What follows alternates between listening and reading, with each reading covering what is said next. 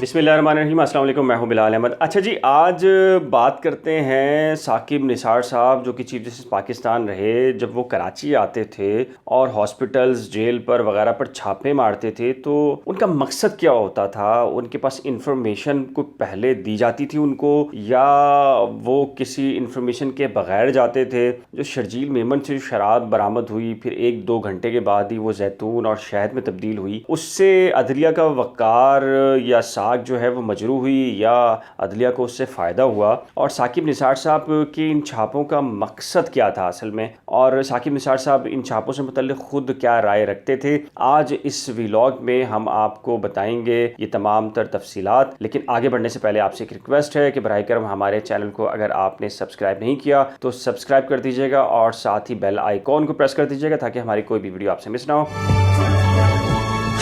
अच्छा जी, आज बात करते हैं हम इस व्लॉग में कि साबिक चीफ जस्टिस पाकिस्तान साकिब निसार साहब जब कराची आते थे और मुकदमात की समाअत करते थे, तो उसके अलावा वो मुख्तलिफ हॉस्पिटल्स पर छापे मारते थे और सेंट्रल जेल पर भी गए, वहाँ भी छापे मारे उन्होंने। तो उनका मकसद बुनियादी तौर पर क्या हुआ था? आज उन छापों में से एक छापा, यानी कि जो ज़ियाउद्दीन में शर्जील मेमन जो सूबाई वज़ीर रहे साबिक, उनके कमरे में जो मारा था, उस वक्त क्या सूरत हाल थी जब वो छापा मारा गया, और उसके पीछे क्या मकासद थे छापे मारने के? तो आज इस पे बात करते हैं। तो उस दिन जब ये साकिब निसार साहब सुप्रीम कोर्ट कराची रजिस्ट्री के लिए तैयार हुए रेस्ट हाउस से, और उनका काफिला बिल्कुल रेडी था, हम भी सुप्रीम कोर्ट पहुंच चुके थे, मुजाहिरीन भी मौजूद थे वहां पर सुप्रीम कोर्ट के बाहर, और हमें ये पता चल रहा था कि चंद ही मिनटों के बाद साकिब निसार साहब कराची रजिस्ट्री पहुंच जाएंगे और मुकदमात की समाअत करेंगे। लेकिन एकदम से हमारे पास खबर आई कि जी साकिब निसार साहब का काफिला जो है, वो जो प्रोटोकॉल काफिला होता है, वो रेस्ट हाउस से ज़ियाउद्दीन की जानिब मुड़ गया है। और फिर चंद ही मिनटों के बाद ये खबर आ गई कि उन्होंने छापा मारा है शर्जील मेमन के रूम में, और वहाँ से शराब की 2 बोतलें बरामद की हैं। अच्छा, ये छापा था क्या? ये सीन पूरा क्या था? वो वीडियो मैंने देखी है जो कि छापे की है। तो उस वीडियो के मुताबिक कोई साहब एक वीडियो बना रहे थे एविडेंस के तौर के ऊपर। साकिब निसार साहब और जुडिशल ऑफिसर्स मौजूद थे, रजिस्ट्रार मौजूद थे, एडिशनल रजिस्ट्रार जो कराची रजिस्ट्री में थे वो मौजूद थे, कुछ प्रोटोकॉल के ऑफिसर्स भी थे, पुलिस जो प्रोटोकॉल होता है वो भी लोग मौजूद थे। साकिब निसार साहब एक लिफ्ट से निकलते हैं, आगे की तरफ बढ़ते हैं। शर्जील मेमन का एक कमरा है, प्राइवेट रूम था, कमरा कम कह सकते हैं, वो कमरा नहीं था। दरअसल मैं बता देता हूँ कि शुरू में एक छोटा सा रूम था जिसके अंदर एक कुर्सी और टेबल और कुछ पानी वानी रखा हुआ था, जो ज़ाहिर है कि अटेंडेंट जिस पे बैठते हैं वो बताते हैं कि मिलना जुलना किसको है किसको नहीं। उसके बाद एक शेल्फ नुमा डोर था, यानी बहुत बड़ा शेल्फ था, उसके पीछे वो शेल्फ खुलता था यूँ, तो उसके पीछे एक कमरा नहीं बल्कि सूट था। और बताया जाता है कि ज़ियाउद्दीन के अंदर ये जो सूट था, ये आसिफ अली जरदारी इस्तेमाल करते थे, जिन दिनों आसिफ अली जरदारी साहब को जेल में रखा गया था, और शर्जील मेमन भी वहीं पर मौजूद थे। वीडियो के मुताबिक साकिब निसार साहब के लिए वो जैसी सूट खोला जाता है और शर्जील मेमन बाथरूम से निकल रहे थे नहाकर, और बाथ टॉवल जो है वो उन्होंने अपने बॉडी पर लपेटा हुआ था। और शर्जील मेमन को देखते सार चीफ जस्टिस साकिब निसार साहब ने कहा, how are you Sharjeel Memon, कैसे हैं आप? मैं आपसे मिलने आया हूँ, मुलाकात करने आया हूँ। शर्जील मेमन ने बताया, जी मैं ठीक हूँ। फिर उसके बाद साकिब निसार साहब की निगाह उस शराब पर पड़ी, तो साकिब निसार साहब ने उनसे पूछा कि बताएं ये क्या है? तो उन्होंने कहा कि जी ये तो मुझे नहीं मालूम कौन रख के चला गया मेरे कमरे के अंदर। तो खैर उसके बाद साकिब निसार साहब ने फ़ौरन चीफ सेक्रेटरी को वहीं कॉल कर लिया, IG को कॉल किया, उनसे कहा ये तहकीक करें, तफ्तीश करें, और बताएं 15 दिन के अंदर कौन आया शर्जील मेमन से और कौन गया मिलकर, और ये शराबें कैसे आई, और सारा कुछ मालूम करके बताएं। और वो सुप्रीम कोर्ट कराची रजिस्ट्री के लिए रवाना हो गए। उन्होंने एक ब्लेंडर वहीं पर कर दिया, यानी कि एक आम सा भी एक जुडिशल ऑफिसर होता है या कोई भी ऐसा बंदा जिसको तफ्तीश का मालूम होता है, उसको मालूम होता है कि ये एविडेंस उसी हुकूमत के सरकारी अफसरान के ज़िम्मे छोड़ के जा रहे हैं, तो उसका नतीजा क्या निकलेगा ये एक छोटा से छोटा ऑफिसर भी जानता है। यानी कि उन्होंने अपने प्रोटोकॉल ऑफिसर्स में से, जुडिशल ऑफिसर्स में से,